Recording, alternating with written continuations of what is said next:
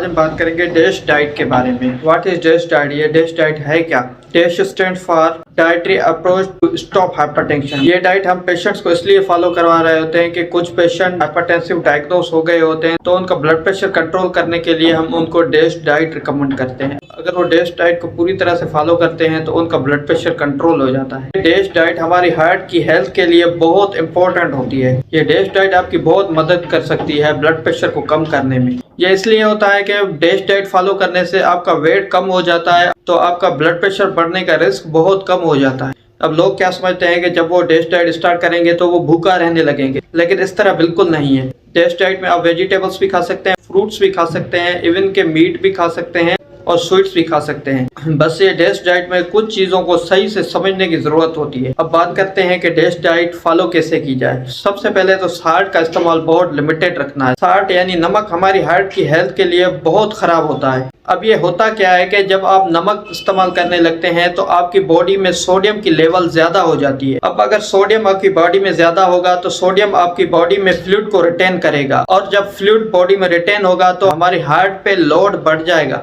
और जब हमारी हार्ट पे लोड बढ़ जाएगा तो हमारे हार्ट की सेहत ऑटोमेटिकली ख़राब होना शुरू होगी। अब नमक कम लेने से बॉडी में सोडियम की मिकदार सही होती है और फ्लूइड ऑटोमेटिकली कम हो जाता है और हार्ट पे लोड भी कम हो जाता है। अब साल्ट यानी नमक कितना इस्तेमाल करना चाहिए? According to new guidelines on an average एक बंदा दिन में 1500 मिलीग्राम यानी 15 ग्राम तक साल्ट इंटेक कर सकता है। अगर कोई बंदा 15 ग्राम से ज़्यादा दिन में नमक इस्तेमाल कर रहा है तो उसके लिए प्रॉब्लम क्रिएट कर सकता है।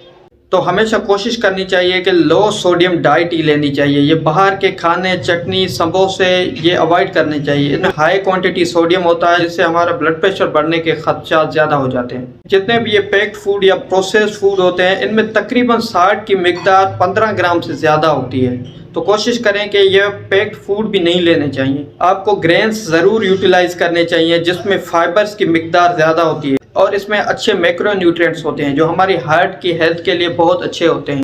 अगर आप फाइबर इंटेक ज़्यादा करते हैं तो आपकी बॉडी में कोलेस्ट्रॉल कम हो जाता है। इससे एक फीलिंग ऑफ फुलनेस आती है, तो बंदा ज़्यादा खाना नहीं खा पाता, सारा दिन पेट भरा हुआ होता है, तो इसकी वजह से बंदा ज़्यादा कंज्यूम नहीं करता, इसलिए ओवर वेट भी नहीं होता। और अगर फूड इंटेक ज़्यादा नहीं होगा तो वेट गेन भी नहीं होगा। अब देखते हैं कि फाइबर्स होते किन चीज़ों में हैं। जो सबसे रिच सोर्स है वो है ग्रेन्स, लाइक वीट हो गई, ओट हो गई, पीज हो गए, और दूसरी सबसे जो रिच सोर्स है वो है वेजिटेबल्स। तकरीबन सारी वेजिटेबल्स में फाइबर्स होते हैं और काफ़ी सारे फ्रूट्स में भी फाइबर्स होते हैं, लाइक एवोकाडो। उसके अलावा बनानास, केले हो गए, पियर हो गया, इन सब में फाइबर की क्वांटिटी ज़्यादा होती है। जब आप वेजिटेबल्स का इंटेक ज़्यादा करते हैं तो आपके बॉडी में फैट और कैलोरीज की क्वांटिटी कम हो जाती है।